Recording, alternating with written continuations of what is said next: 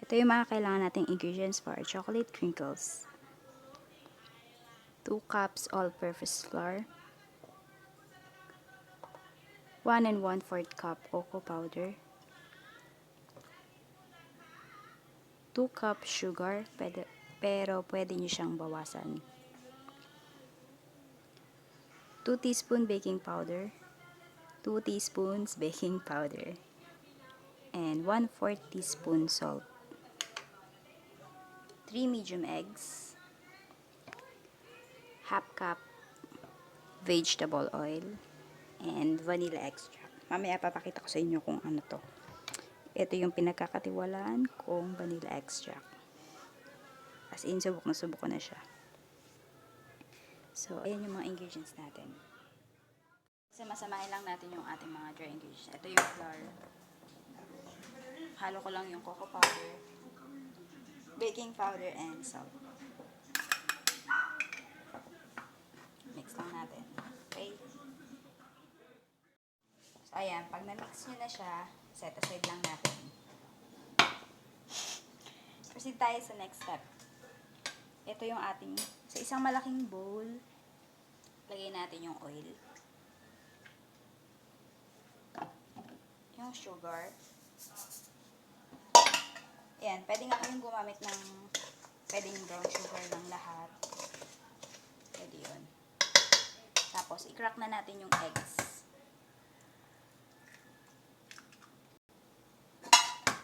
Kung di kayo sanay mag-crack ng eggs or may nababasag, alam niyo, may mga shell na masasama, ihiwalay niyo siya.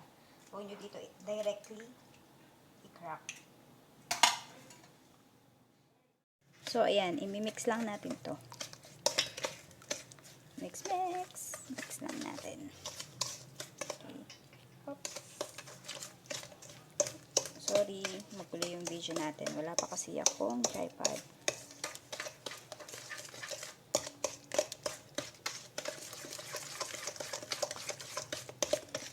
Itong recipe nga pala na i-share ko is no refrigeration needed. So, kasi diba yung ibang crinkles, nire-refrigerate pa. Ito, hindi na. Tuturo ko sa inyo yung step, secret, para hindi nyo na siya i-chiller. Yan. So, ayan. Add na natin yung vanilla. Disclaimer lang po. This is not a sponsored product, pero ito talaga yung ginagamit ko na vanilla ever since. So, ayan. So, add tayo ng 1 tablespoon. Pero pwede naman na 2 teaspoon lang yung ilagay nyo. Ako kasi, hindi na ako naglalagay ng cocoa powder. So, pero kung maglalagay kayo nun, 2 teaspoon lang yung ilagay nyo nito.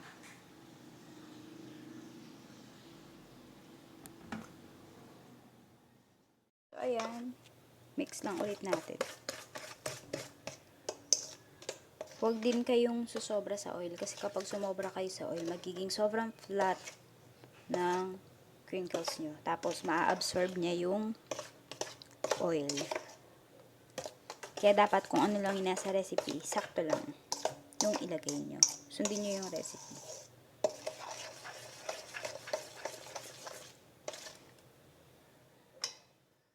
Ngayon, add na natin yung dry ingredients. Kalahati lang muna.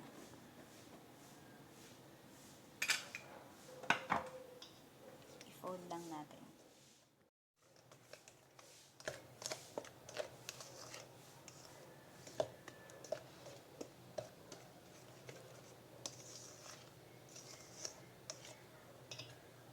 Bakit natin hindi natin yung recipe? Yung dry ingredients. Kasi ayaw natin na ma-overwork yung ating flour. Titigas kasi yung ating crinkles.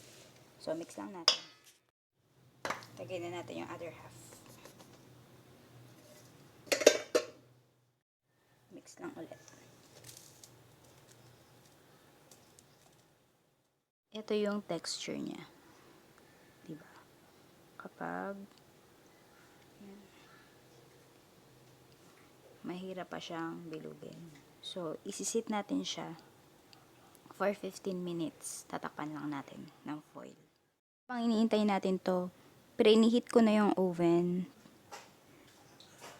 Hintayin lang natin mag 150 degrees Celsius. Tapos i-roll na natin to. Lipat ko lang sa bigger bowl yung powdered sugar para mabilis nating ma-roll yung ating mga cookies. Sa tray or jelly roll pan ko lang siya ibebake. Pero kahit anong size ng pan, okay lang. It doesn't matter.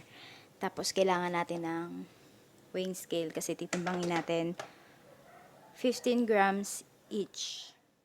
Magdas lang tayo. Yan. Tapos, kuha tayo ng part ng ating crinkles. Okay. Yan. So, nagugas naman ako ng kamay. So, yan. Roll lang natin siya. Roll into log. Okay? Tapos, ito yung ating sukatin lang natin. 15 grams each. Kasi mas maganda kapag pantay-pantay, lalo na kung ibebenta nyo. Kung ibebenta nyo siya, mas maganda kung pantay-pantay yung sukat. Pero kung sa bahay lang naman kakainin, okay na yun kahit wala kayong weighing scale. Tanchahin nyo na lang.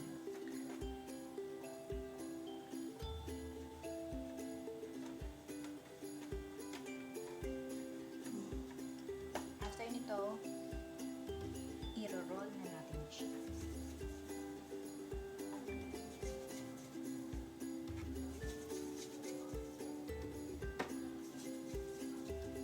Kung ibebenta nyo po, mag-gloves kayo. Pero ayan, kasi kakainin na namin. Pulin natin siya sa powdered sugar.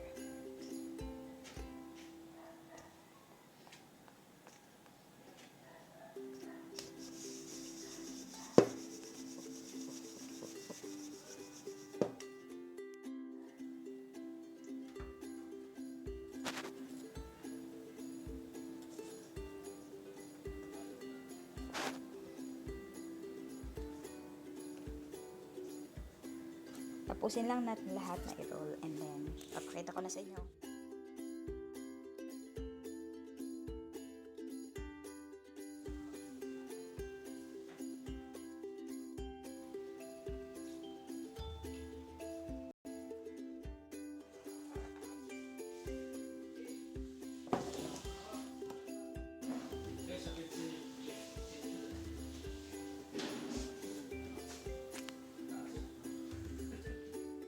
Ko na siya mismo papalamigin sa baking pan. So, bago natin siya tanggalin, palamigin muna natin. Tignan nyo.